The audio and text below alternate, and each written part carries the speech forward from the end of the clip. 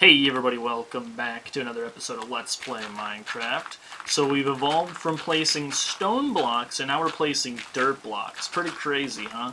Never seen this before, have we? So this is, I did not factor in the snow problem, but any higher than this and the clouds are gonna kind of make shit weird. If it's too high and then I look down at the warden and clouds are gonna be in the way. And if it's right any higher, but like those are not in the way of the warden, then they kind of just get in my face while I'm walking around on the surface. So this is probably going to be about the layer where it's going to be ground floor up here. This is going to be where all the villagers reside on this level here. And I don't know, man. I'm not sure this is enough space.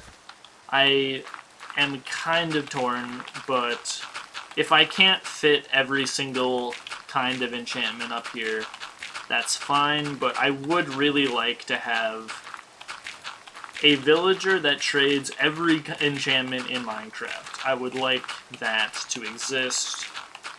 Like, even random shit like Breach 1, Breach 2, Lure 1, Unbreaking, every Unbreaking level, Mending, obviously. And then maybe I don't even need the villager house down by the cobble shed anymore. We can turn that into like a city hall or something. And then everybody there I can move up here. We can figure out who's like a duplicate and clear that up. And I'm really not sure though how to make this function.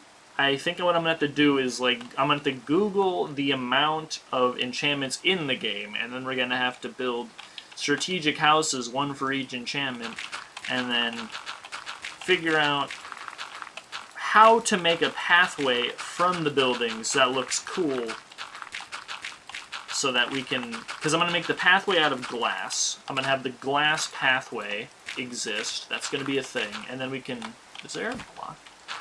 Yeah, there is. And then I'll be able to look through the glass pathway down at the warden. He'll be down here.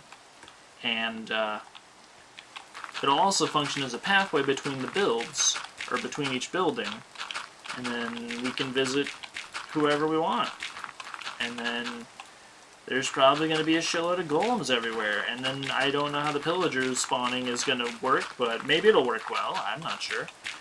I really don't want to have to put frickin' like wool blocks or like wool carpet, everywhere, but I will do it if it means I don't have golems everywhere or pillagers spawning where I don't want them to. It seemed like the other village that I built, that one worked pretty well with raids. The pillagers never spawned inside the fence. They spawned inside the foxes a few times, which is weird, because that's also fenced in, but they did not spawn a single time inside the village fences. Which makes me think that if I make a village up here and then I fence it in as well, then maybe I don't even need to worry about pillagers spawning inside of it, but I should do a test run. Do a test, see if they spawn, and then if they don't, then we're all good. Spawn inside the fences, then I don't even need to worry about it, but there's also a potential here to make a iron farm, possibly, because I'll have a lot of villagers in a controlled space with nowhere else for them to spawn, like iron golems, the iron golems won't be able to spawn anywhere else because it's so high up.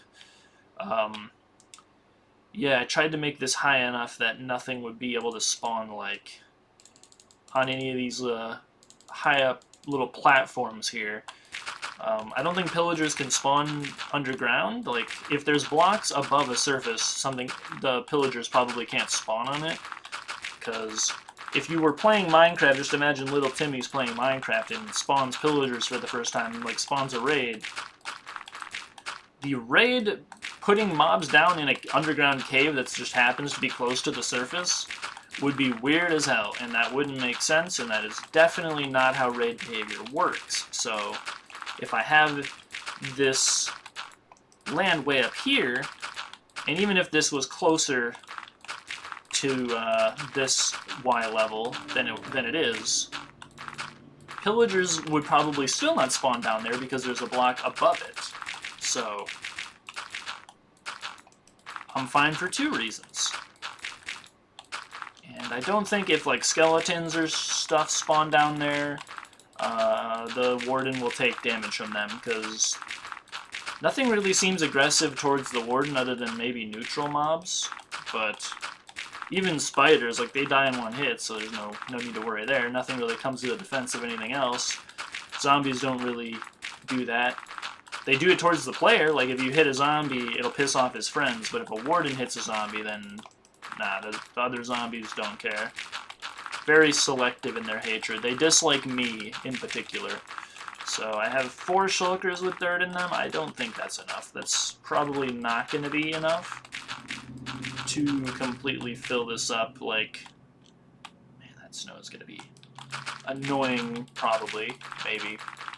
But maybe it's just way over there on the edge there, and we're actually fine. Because there is a bit of taiga on that edge of the island, and it will bother me if there's a bunch of snow up here. I didn't really consider that, because if you go high up in a taiga, then at a certain Y level, then yeah, it will snow. Snow will cover the ground, and that's going to ruin the flat green aesthetic. But not as much as a bunch of wool blocks is going to ruin the flat green aesthetic. I don't know how to make a iron farm work, but putting wool blocks or wool carpet everywhere would solve iron golems spawning where I don't want them to, and then maybe I could use that to my advantage, and maybe even under the ground here we could have a discrete place where golems spawn and are pushed by water down into, I don't have any wither roses at the moment, but they don't seem terribly difficult to get. I could just, my chicken pen is so full of frickin' chickens, bro. I could reroute those guys down into a pit until, like, the squish limit is reached, and then I could set a wither on them, and that seemed to work pretty well in the Luke the Notable video I watched, so maybe it would work for me too. I don't know. And I guess since I'm recording, let's turn the music on, because I always forget to do that. Like, when I'm playing by myself, I'm watching videos usually. I'm not listening to Minecraft's music, because most of the time it's dead silent, and it works pretty well for the atmosphere of the game, but when you're playing and listening to something else, having Minecraft's music play over whatever else you're trying to watch is fairly annoying. So that, yeah, that's a problem. But then when I record, I always forget to turn it back on. So there's the first shulker done. We got 3 more. I didn't want to have too much, but I don't know what I was worried about. I should have maybe filled more shulkers up. It's better to be over-prepared.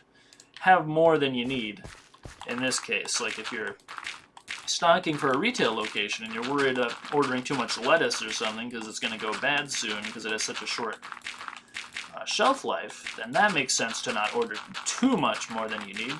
But you think dirt's going to go bad? The taste of dirt does not diminish over time, I assure you. The no salt, or I don't know, what's the word that's like something that keeps something fresh for a long period of time? It starts with a P, and I don't remember what it is. God damn it. This would have been such a funny comparison if I didn't forget the word. I don't remember what it is. Oh, I just had it. Let's Google. Google is the solution. Okay, what keeps things fresh longer? Dude. No, like, canned food.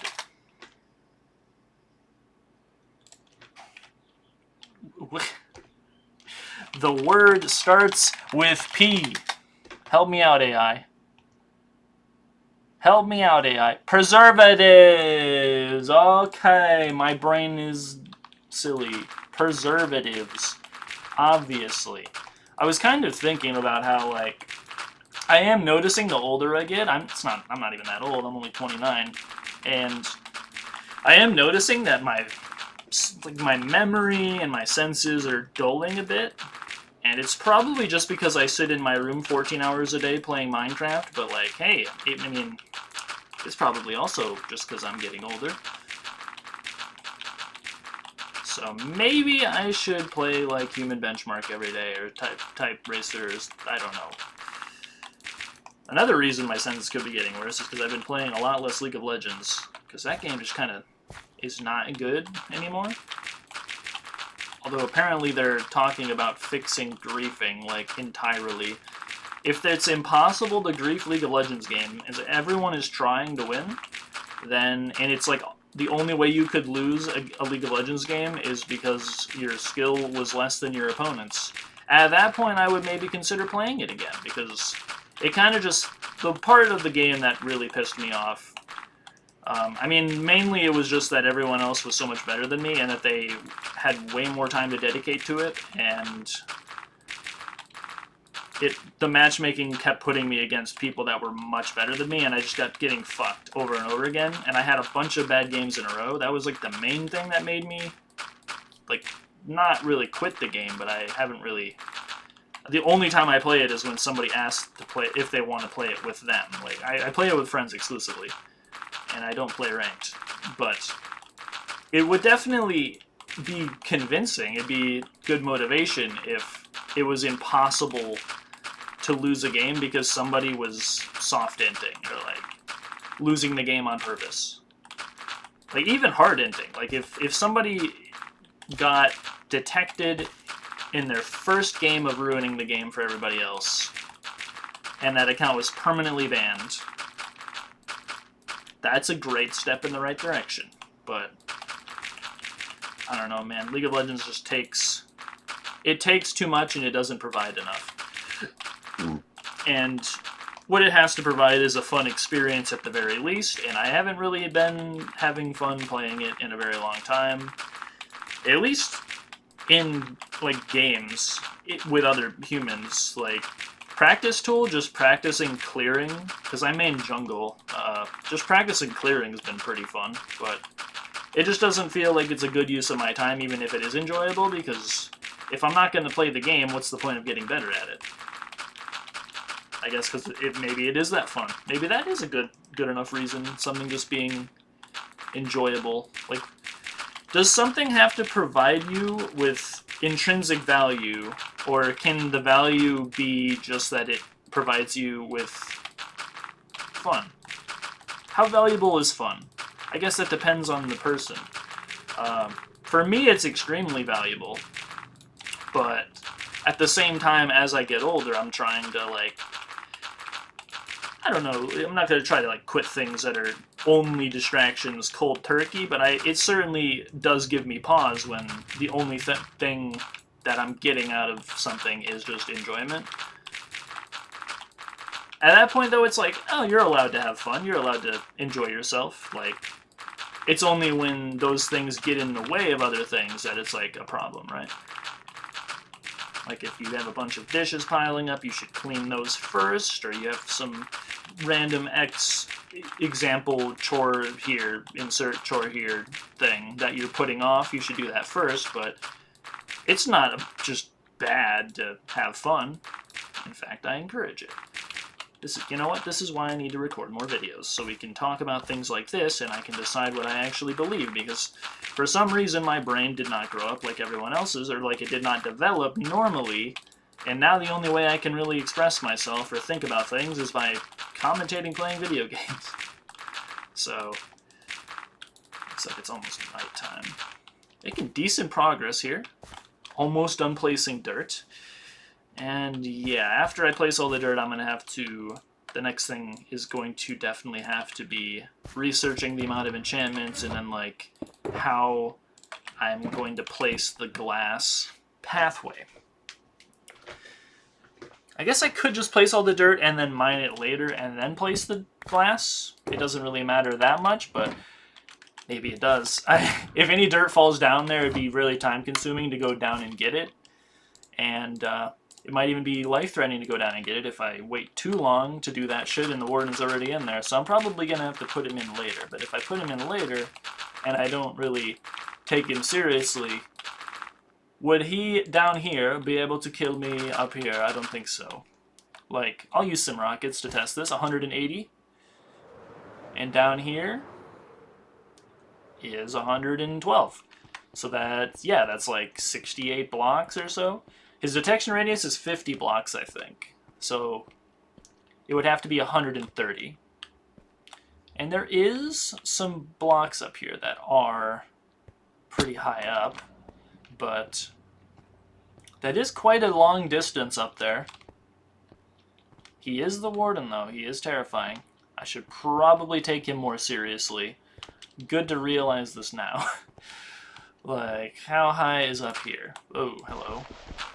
Yeah, not even close to... This is not even close to 130. You know, it's kind of close to 130. But it is in 130. That's the only thing that matters. So, I think we're good. So, thanks for watching, guys. I'm going to keep placing dirt. I'll update you on what's going on. Probably going to, like, the ocean by Boring Island. I've been considering placing dirt there and getting more flat, green, beautiful land. But I don't know, man. I might build my house somewhere weird. I might just decide to actually build my house and make it not a meme anymore and build an actual house somewhere. Retirement Island would be a good first place to, like, at least stick a house of some kind. But anyway, I'm rambling. Have a great day. Subscribe for more videos like this. See you next time, everybody.